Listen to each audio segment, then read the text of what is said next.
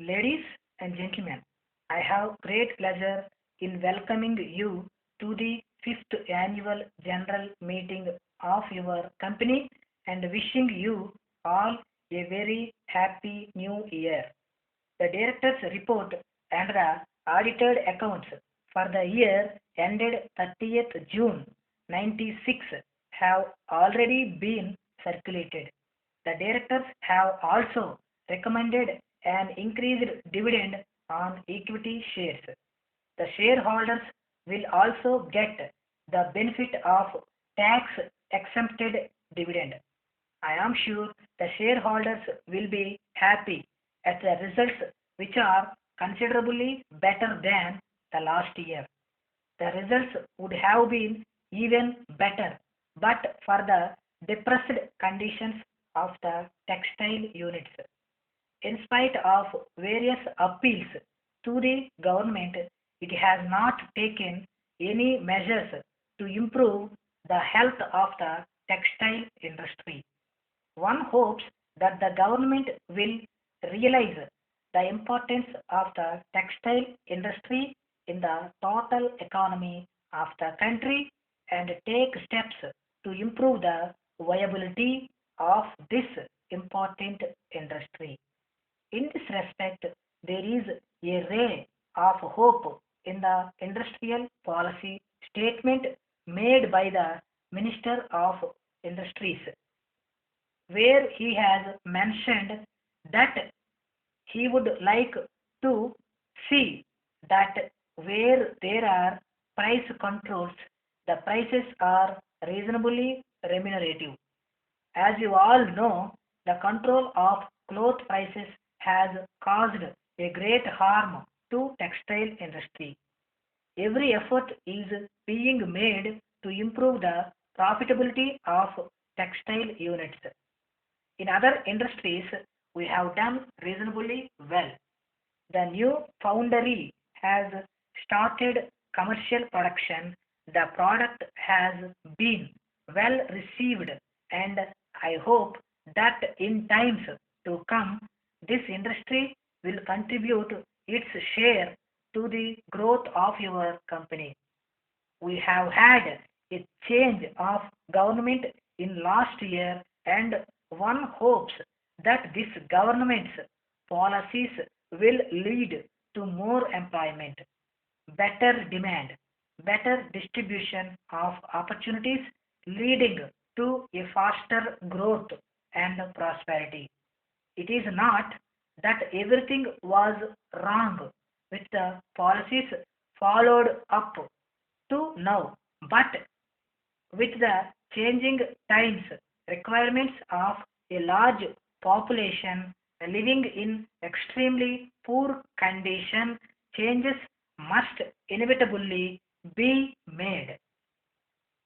The industry minister has recently announced the government's new industrial policy. A large industry, a medium-sized industry, a small-scale industry, and a cottage industry all have a role to play in economy. One can argue with the objectives of the policy. All these various sectors are interdependent. One therefore has to be very careful that no sector falls, otherwise shortage would continue. One must also make sure that quality does not suffer, particularly where either a medium scale or a small scale industry works as an ancillary to other industries or where there is danger to health because of inadequate quality control. The other important aspect which will need the government's attention is that if the small scale and cottage industries have to succeed, proper marketing has to be organized. The poor rate of growth in the past has been, in my opinion, not so much because of wrong policies in planning, but very largely the failure has been in implementation, and if the present policy fails, I am afraid that it would again be because of failure in implementation. It requires detailed administrative planning and proper organization for its success. In the past, many of the rules and regulations and controls have been because of shortages in foreign exchange. Today, when there is no shortage in foreign exchange, one was hoping that there would be lesser regulations and controls. This is not indicated in the new policy.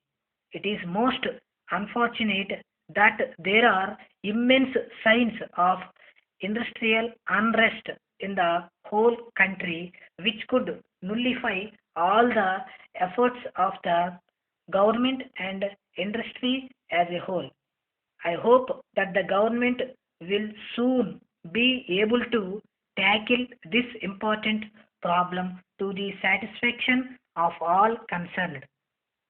To sum up, I would say that the present government must strengthen its administration and organizational machinery if it has to succeed in implementing its objective with which there can hardly be a difference of opinion.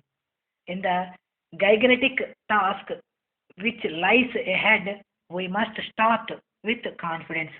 In the end, I would like to thank all our workers and staff for the contribution they have made to the successful operation of the company during the years.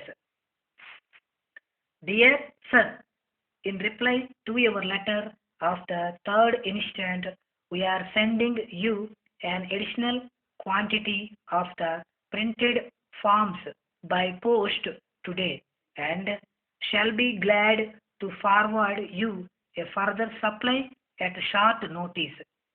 Your order for 2000 brown paper floor bags printed with your name and address is receiving our immediate attention, and we hope to forward the one stone size tomorrow.